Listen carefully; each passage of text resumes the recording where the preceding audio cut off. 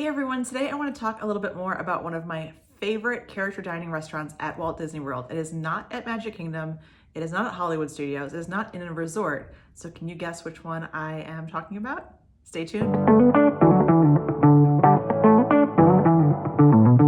I'm getting questions all the time about where should we eat when we go to Disney World. There's tons of options, especially for character dining. So if you're looking for Mickey and Friends, there's a lot of fantastic choices. If you're looking for princesses, there are also a couple of really great options. Now, everyone thinks about Cinderella's Royal Table at Magic Kingdom, and I think that is a wonderful place to experience dining in the castle, whether it's breakfast, whether it's dinner. It's a really special experience. If you want to watch my video review all about that one, take a look at that. I'll put that in this video here.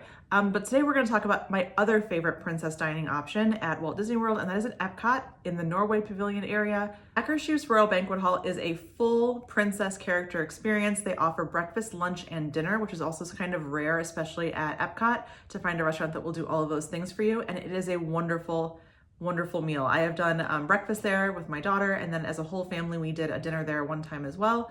And I will say that we have always enjoyed the family style dining that is offered there.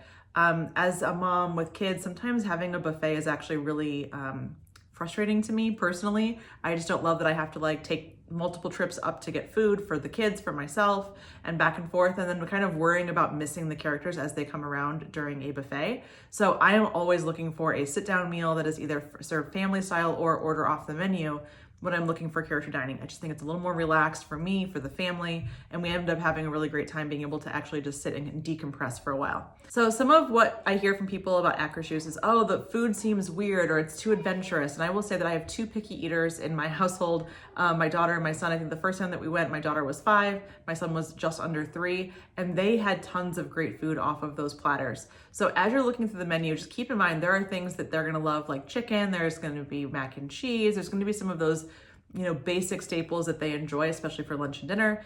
Breakfast, my daughter ate so much of the breakfast. There's a lot of the traditional food that you enjoy, but also some, surprisingly unique options that are truly Norwegian fare. So if you're looking for something that's gonna have a good variety of food for the whole family, this is one that's gonna work out for you. What I enjoy about this meal in particular is that the princesses really take their time coming through the area. You're gonna hear music change and an announcement made throughout, and they will kind of glide through the different rooms at Akershus, and they will spend time then walking around, taking photos, doing autograph signing, and having conversations with you. I never felt like we had a rushed character experience here, which I have experienced in some other places before. And the princesses rotate, so you're not always going to get the same ones, but similar to Cinderella's Royal Table, you can count on some of those classic princesses being there for you. When we were there, we've seen Tiana, we have seen Aurora, Snow White, we've even seen Ariel there, and Jasmine. So depending on when you're there, you'll be able to see a variety of different princesses.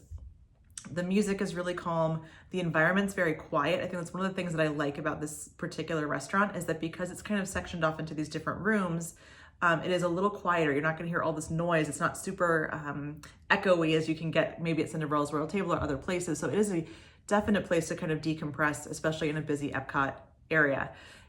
My recommendation is go there, get a breakfast if you can, and maybe get that lightning lane or rope drop frozen right before you go on. So that way you're kind of doing all of those fun Norway things in one place.